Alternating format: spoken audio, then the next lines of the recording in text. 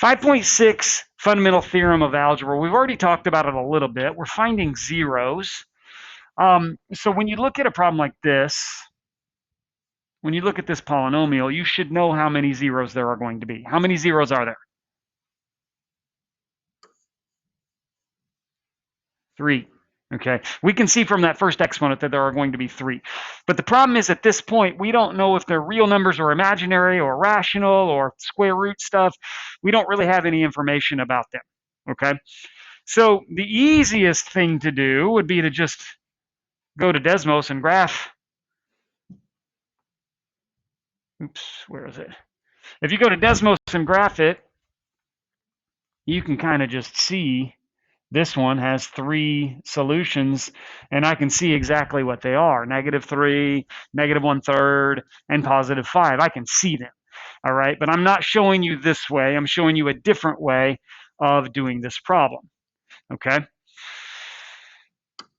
They're giving me 1, 0. They say 1, 0 has been given. So that's this number right here. X equals -3 is one of those 3 zeros. What we're going to do is we're going to use that to break down the problem. So remember our synthetic division process? We're going to use that number and do a synthetic division. So we look at the coefficients. We've got a 3 and a -5 and a -47 and a -15. And we're going to do that synthetic division process. So get this set up. And remember the process is to add straight down, that's 3, and multiply diagonal. So -3 times 3 is -9. Add straight down, -5 plus -9 is -14. And multiply diagonal, -3 times -14 is 42. By all means, if you need a calculator, use a calculator, you got it. Add down, -47 plus 42 is -5. Multiply diagonal, -3 times -5 is +15. Add straight down is 0. Now keep in mind, it says 1, 0 has been given. When you get that 0 at the end, of course you're going to get a 0 at the end. All right, we already knew we were going to get a 0 at the end, but that's part of what it means. And so that just tells me that, yeah, this does in fact work. This is in fact one of my zeros. So there are 2 more. What are they? Now, the problem is a lot of the times we don't know if they're going to be real or imaginary or what, but we already looked at the graph and we already know they're going to be real numbers. So one thing that you can do a lot of the times is think about division. And what we just did was basically divided by a power of x. And so that reduces this polynomial down to 3x squared minus 14x if I divide it here, minus 5 if I divide it here. Okay, I've got this new polynomial, a reduced polynomial that you should be able to factor. I know sometimes students get rusty about factoring a hard trinomial like this one, but it'll come back.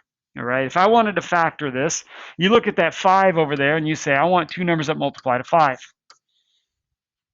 And you notice those numbers don't add up to 14. But that's okay, they're not supposed to add up to 14 because whatever number goes over here is getting multiplied by 3. If you think about the distributive property, something has to get multiplied by 3. And so you can pretty quickly say, well, that's going to be 15. If I subtract the 1, that's 14. Okay, so that's close. What if we say -15 plus 1? There's my -14. All right, so there's going to be a -5. That -5 goes in the position that's getting multiplied by the 3, and the +1 goes over here. So it's factored. Now don't forget what we're doing. We're finding zeros. We're finding the zeros. So you look at this factor and say, what number makes it 0? We can add the 5 over. You can usually do that in your head and see that the number 5 would make that equal 0. A lot of the time students have a harder time with this one. So if you can't see it in your head, what makes 0, you can always actually do the algebra. 3x plus 1 equals 0. We'd subtract 1 and divide by 3. We get -1/3. A lot of the times people can just see it though, because it's always going to be the opposite of this number over here divided by this number over here. And that's exactly what we did when we subtracted 1 and divided by 3. We're subtracting that 1 and we're dividing by 3. You get negative 1/3.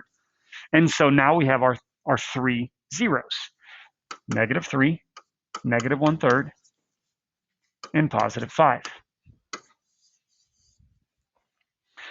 So again, I know we can do it by graphing. That's easy. But this lesson is showing you how to do it if you didn't have that. All right. And well, how did they do it 100 years ago? All right. They would have done some kind of process like this. So then the next one, it's the same kind of process. We can see that there are 3 solutions. Here's one of them. So we use that number to break the problem down.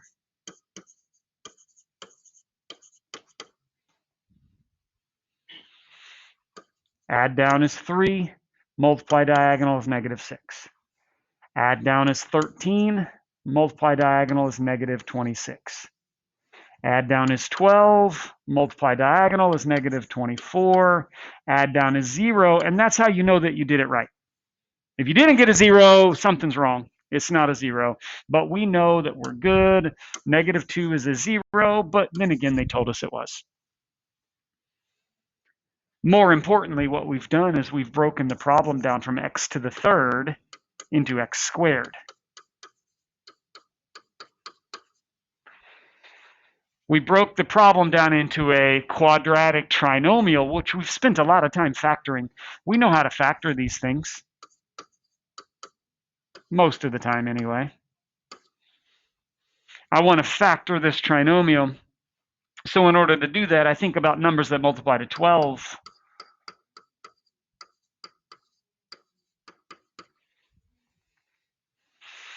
Now, you notice 1 and 12 add up to 13, but that's not exactly what we want, okay? They shouldn't add up to 13 because whatever this number is getting multiplied by 3. So really what you have to do is think about how can I multiply one of those numbers by 3, and then they'll add up to 13. So hopefully you can see it's like this pretty quickly. 3 times 3 is 9, plus 4, there's your 13 right there. So I would know that my plus 3 goes over here, and my plus 4 goes over here. I'm finding zeros. So you can usually do this in your head. Negative 3 is going to make 0. And then this one, at some point, try really hard to do it in your head. It's going to be subtract 4, divide by 3. And there you go. Now we have our 3 zeros. We knew there were 3. We didn't know they were all real numbers, rational numbers. But now we do. Okay, let's look at number 5. All right. Number 5, how many zeros does this equation have? 4. Okay, this equation actually has 4 zeros, and so this one's a little bit more complicated. Of course, we could graph it using Desmos and look for some of them, but that's not what we're about right now. Okay, so one thing that you might notice, and technically we're supposed to look at this first, is all 4 of those terms have an x in them. There's a GCF, and so I could and probably should factor that out first. If I factor out an x, I'm reducing the problem down into something that maybe is more easy to handle.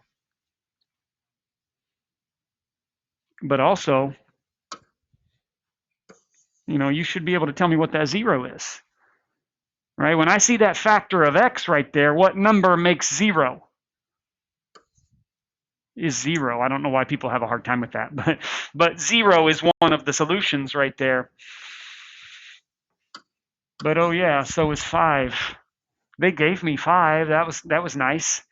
And so I can use that 5, and let's use that 5 on the remaining part of the polynomial. So I use my 5. I've got 5.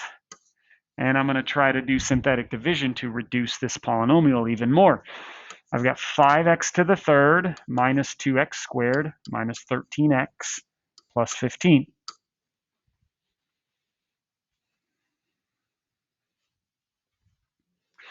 Add down is 5. Multiply is 25. Add down is 23. Did I do something wrong here? Oh, yeah, I totally did something wrong. This is 23 right there. Let me just double check here. Yeah, that's a 23, not a 2. So that's kind of a big deal. All right, you can kind of tell when things are going south when your numbers are getting big. I could tell when I was getting ready to get a 23, and then 5 times 23 was 100 and something. I could tell I was going off the rails because my numbers were getting big and weird and whatever. So, pay attention to your numbers. That was a negative 23. So when I add this down, that's going to be a positive 2. And I multiply diagonal and I get a 10. And I add down, that's negative 3. And I multiply diagonal, it's negative 15. And I add down is 0, and that's great. That's what I wanted, okay? But I knew that was going to happen because they told me it was going to happen when they said this is one of my zeros. All right, so now I've got a solution of 0 and a solution of 5. Those both work. But what I've also done is I've reduced my problem down. Remember, I had x cubed and I reduced it down, so now it's x squared. 5x squared plus 2x minus 3. And I could continue with the synthetic division process if I knew what to do, if I knew what number to try, but this is something that we've factored so many times. I think it's probably wise to just go ahead and factor this. I need numbers that multiply to 3.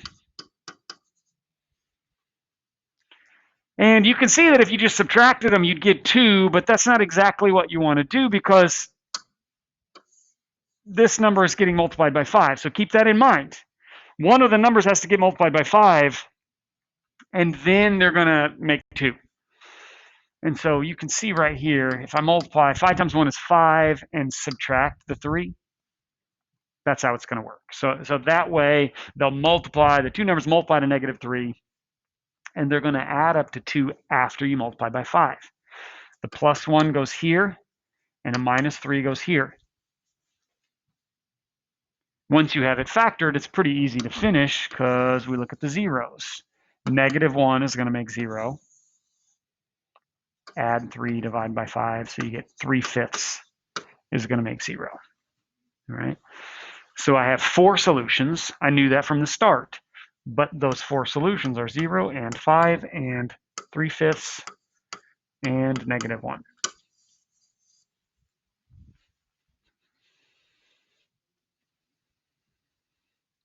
Let's skip number 7 because it's the same thing. All right, let's move on. State the possible rational zeros for each function. Now this is different.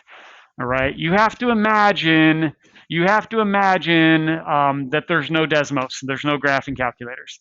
How did they do this before? Okay, we can see that there are 4 solutions, but we don't really have any other information about it at this point. Okay, we don't know if they're real, we don't know if they're imaginary, rational, fractions, whatever. We don't really know anything.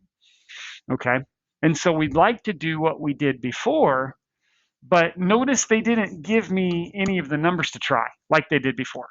Okay, they said 3 is a solution or 5 is a 0 or whatever. They're not giving me any starting point.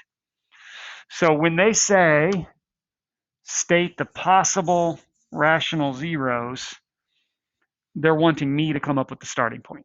All right. So I know there are 4 solutions, but we have to try to figure them out. That's the hardest part of this lesson. So here's what you do. All right, and pay attention because this is kind of weird. But you take this first number and find the factors of this first number. And you do the same with the last number, 1 and 4, and you could say 2. You don't really want to say 2 times 2, but you're listing the factors. Okay? What you have to do in order to state the possible rational zeros is you have to take those blue ones divided by those red ones. Okay, and it kind of makes your eyes go crossed if you're not paying attention. That's why I like using colors. All right, so it's going to be plus or minus. We're going to start by saying plus or minus 1, plus or minus 2, plus or minus 4. And we're going to divide by 1. So you take each of the blue ones divided by each of the red ones.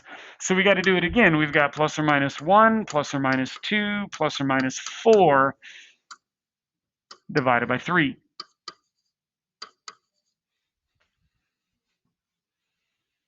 And then, you might consider reducing your fractions. That's going to be plus or minus 1. That's going to be plus or minus 2, plus or minus 4. And then you've got these fractions right here. So these are the possible rational zeros. Okay? That doesn't mean that these are solutions. If you count them up, there are 2, 4, 6, 8, 10, 12.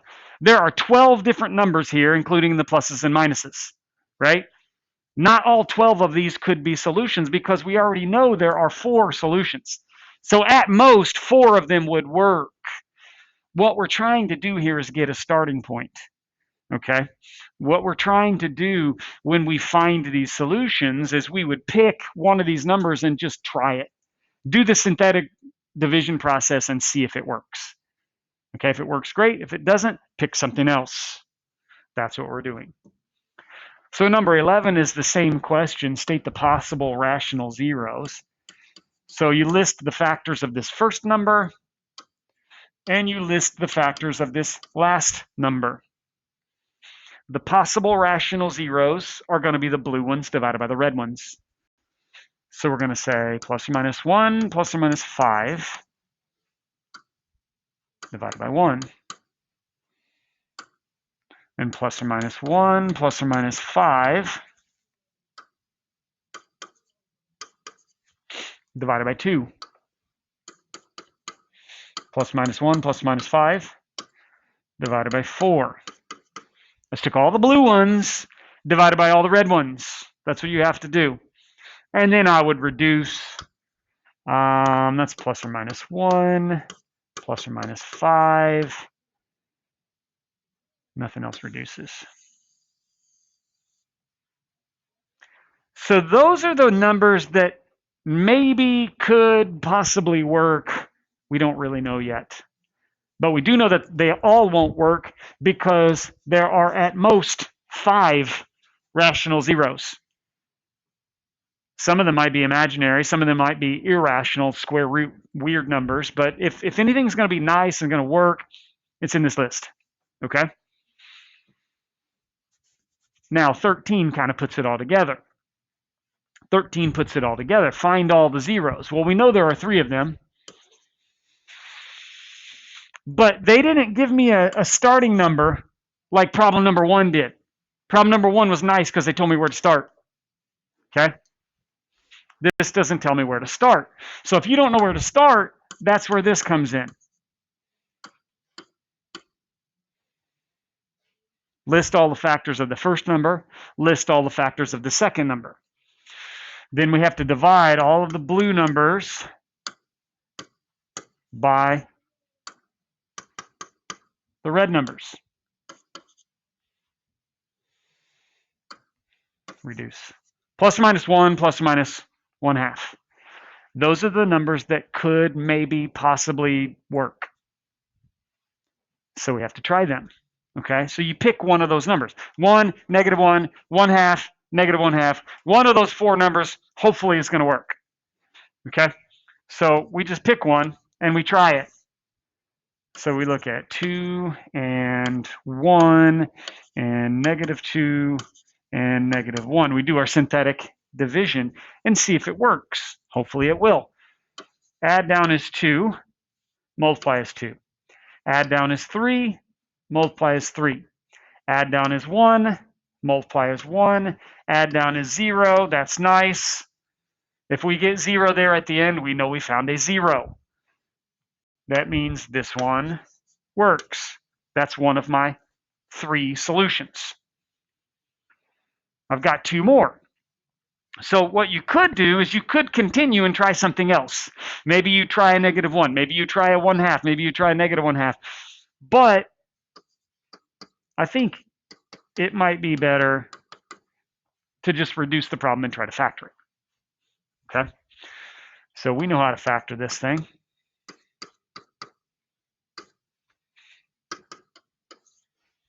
We're looking for numbers that multiply to 1. They don't add up to 3, and of course they don't add up to 3 because this number over here is getting multiplied by 2. So all you have to do is think about, well, if I multiply one of those numbers by 2, now they're going to add up to 3. So put a 1 here and a 1 here. That's factored. I should be able to find my zeros. -1 makes this equal 0. -1/2 makes this 0. Now I've got all 3 of my zeros. 1 and -1/2 and -1. So, of course, we could have just gone to Desmos and, what was it, this one? You look at the graph and you find the zeros, -1, -1/2, and +1. Is that what we got? I think that's what we got. -1, -1/2, and +1. Those are my zeros, okay? But the problem is sometimes those numbers aren't going to be nice, all right? And this process is one tool that we could use, all right? 15, last one.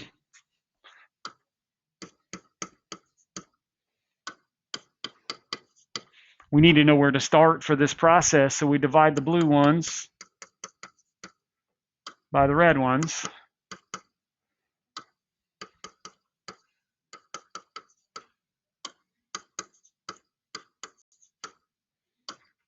Okay, reduce, that's 1. Reduce, that's also 1. Whoops. So, really, we've got plus or minus 1, plus or minus, oops, that's 5, and plus or minus 1/5. Those are the only numbers that could possibly maybe work in the synthetic division. If it's rational solution, it's got to be in this list. But of course, all of these numbers won't work. There's only going to be at most 3 of them that work. So we just start. We try one, okay? So maybe we try +1. Let's see if +1 works. We've got a 5 and a 31 and a 31 and a 5. So our process says add down and multiply diagonal. Add down is 36 and multiply diagonal is 36. Add down is 67. I don't know about this. And multiply is 67. Add down is 72. We can tell right now that this does not work, okay? +1 is not one of my zeros because it didn't get a remainder of 0. All right, so what do? Try something else. Try something else in that list. So we tried +1, now let's try -1.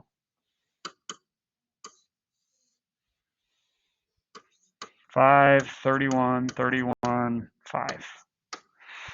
Add down is 5. Multiply is -5. Add down is 26 and multiply is -26. Add down is 5 and multiply is -5. Add down is 0. Okay, great. This works. That means that's one of my solutions. -1 is one of my solutions. I've got 2 more. I think you could keep going. You could try 5. You could try -5. It might work.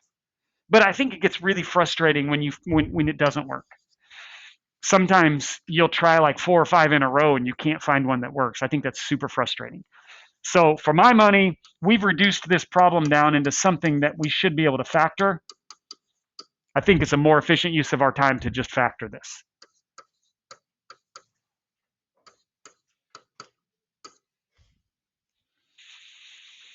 I need numbers that multiply to 5. They're not going to add up to 26. Of course they're not, because this one is getting multiplied by 5. So you figure, well, if I go 5 times 5 plus the 1, there's your 26 right there. So I'm going to put a 5 over here and a 1 over here. Now it's factored, and now I can find my zeros. This one is negative 5, and this one is negative 1 over 5. Negative 1, negative 1/5, and negative 5. Now this assignment is a little bit unrealistic because every single one of them have been real and rational numbers. It's gonna happen later where you get some that are not rational or some that are not real, and we'll have to deal with that. All right. But for now, as long as there are numbers in this list, it's going to be the case that you can just look at the graph. We look at this graph, and I see here's my negative 5, negative 1, negative 1/5. 0.2 is negative 1/5.